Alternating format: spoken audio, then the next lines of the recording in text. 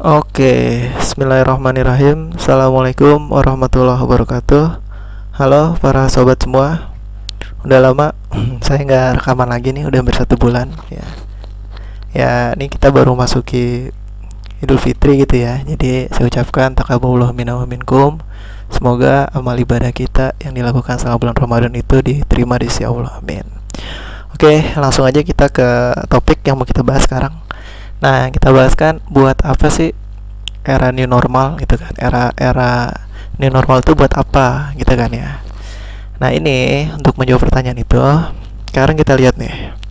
Ya, ini pertumbuhan ekonomi ya, atau kalau kalian nonton tuh video sebelumnya tentang apa namanya perekonomian setelah virus corona, ada di channel, ada di link, nanti dibuka aja di video ya. Nah, di video saya sebelumnya udah ada. Nah, itu karena kan kalau kita lihat indeks saham gabungan atau beberapa negara pertumbuhan ekonominya turun gitu kan. Nah, gimana nih untuk cara meningkatkan ini lagi gitu ya, meningkatkan pertumbuhan ekonomi lagi gitu ya. Tapi dengan meningkatkan pertumbuhan ekonomi kayak gini, nggak yang sembarangan gitu main, udahlah kita nggak peduli sama corona, pokoknya kita kerja aja gitu ya. Nah, ada semacam panduan atau protokol kesehatan gimana cara pemulihan ekonomi gitu ya. Jadi intinya new normal itu untuk ini nih, pemerintah tengah menyusun skenario pemulihan ekonomi pemulihan ekonomi dari dampak pandemi virus corona. Proses pemulihan akan dilakukan secara bertahap sesuai dengan waktu yang telah ditentukan gitu ya. Jadi era new normal ini tadi fungsinya untuk pemulihan ekonomi gitu ya, tapi dengan ya menggunakan protokol kesehatan gitu. Nah, protokol kesehatannya sekarang seperti apa gitu kan. Tadi kan kalau tujuan tahu untuk meningkatkan pertumbuhan ekonomi dengan menerapkan protokol kesehatan. Nah, protokol kesehatannya ya, ini dari keputusan Menteri Kesehatan Republik Indonesia nomor HK 0107 garing Menkes garing 328/2020 tentang panduan pencegahan dan pengendalian coronavirus ya COVID-19 di tempat kerja, perkantoran dan industri dalam mendukung keberlangsungan usaha pada situasi pandemi gitu. Nah, jadi nah ini panduannya nih, protokol kesehatannya ini gitu. Nah, ini isinya apa gitu kan. Nah, nanti kalian bisa download aja sendiri nih ya, nanti saya juga akan berikan linknya, kalian bisa download, bisa dibaca ya. Secara garis besar intinya sih dia mengajak untuk kita hidup sehat sih intinya ya. Hidup sehat itu artinya kita senantiasa mencuci tangan gitu ya, terus menggunakan masker, terus menjaga jarak 1 meter gitu ya. Terus apa namanya, ini penting juga nih, biasanya kan kalau pulang kerja gitu ya, pulang ke rumah, nah itu juga nih dijelasin di panduan itu, kita jangan langsung kontak dengan keluarga gitu, kita ganti baju dulu, kemudian mandi gitu, mandi menggunakan sabun gitu ya. Nah, kegunaan sabun untuk mengacungkan corona itu juga udah saya jelasin di video sebelumnya. Yang belum tonton silahkan ditonton dulu biar tahu penjelasannya seperti apa gitu ya. Nah, nanti kalian bisa baca sendiri nih tentang panduannya ketika di kantor seperti apa, ketika di rumah seperti apa gitu. Nah, ini lengkap nih ya, bisa dibaca sendiri di keputusan Menteri Kesehatan bisa sendiri. Nah, yang menarik di sini ya, di sini ada semacam ada semacam instrumen self assessment gitu. Jadi ini untuk menilai diri kita sendiri nih. Ini menilai diri kita ini beresikonya tuh besar, sedang atau kecil gitu ya untuk terkena virus corona gitu ya. Tapi ini instrumen ini harus dijawab dengan jujur gitu ya. Nah, ini layarnya miring ya, ntar saya buka dulu di Word. Nah, ini dia nih, ini lebih jelas ya. Nah, ini menarik nih ya, karena ini bisa mengukur seberapa jauh resiko dari kita tertular COVID-19 gitu ya. Nah, ini langsung aja ya. Ini dalam 14 hari terakhir, apakah Anda pernah mengalami hal-hal yang terjadi berikut? Nah, ini 14 hari karena masa inkubasi dari virus corona itu kan 14 hari gitu ya. Yang pertama, apakah pernah keluar rumah atau tempat umum, pasar, apa nih, Fransiatkens, kerumunan orang dan lain-lain gitu ya. Ya, di sini sebaiknya tidak gitu ya. Tapi kalau misalnya kita iya, ya dapat skor 1 gitu. Kemudian apakah pernah menggunakan transportasi umum gitu ya? Sebaiknya sih tidak, tapi kalau pernah tulis aja 1 gitu.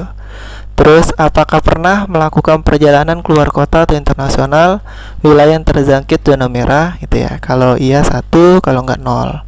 Apakah Anda mengikuti kegiatan yang melibatkan orang banyak, ya. Kalau 1 nih 0.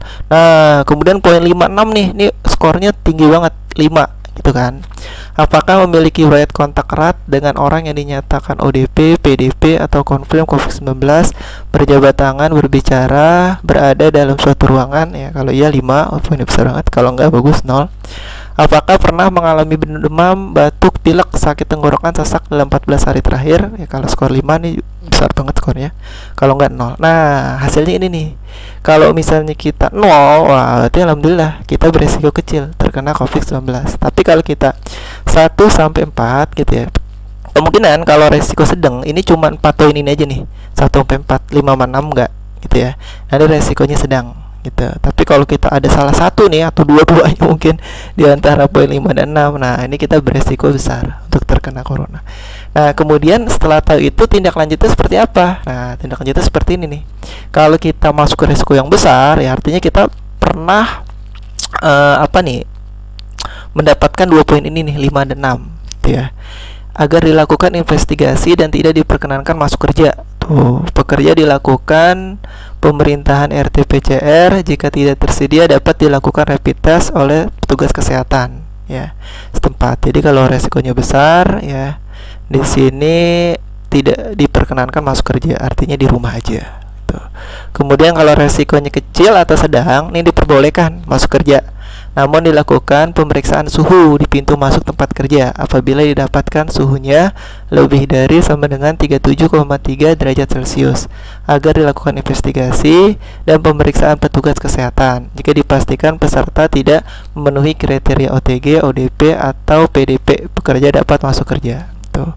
Nah, kemudian ini juga menarik nih, alur tindak lanjut hasil dari self assessment risiko COVID-19, gitu ya. Nah, tadi kan setelah kita melakukan self assessment penilaian diri kita sendiri, nanti akan munculnya akan 2 ini nih ya. Jadi resiko besar atau ini resiko kecil atau sedang, gitu ya.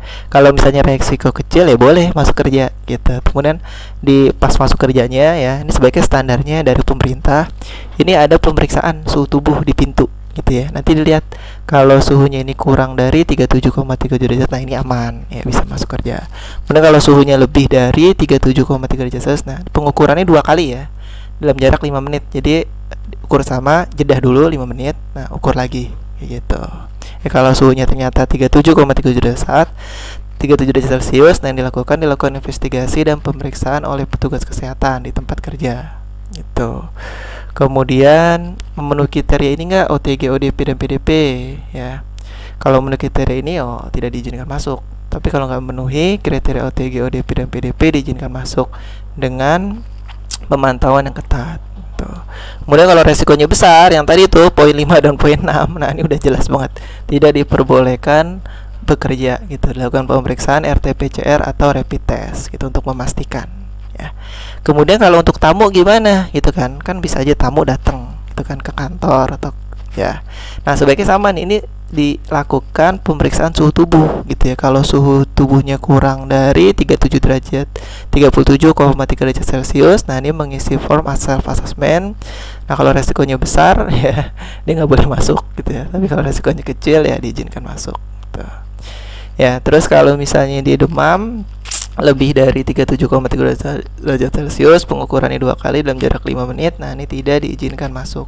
Diminta untuk melakukan pemeriksaan ke Fasiankes, gitu.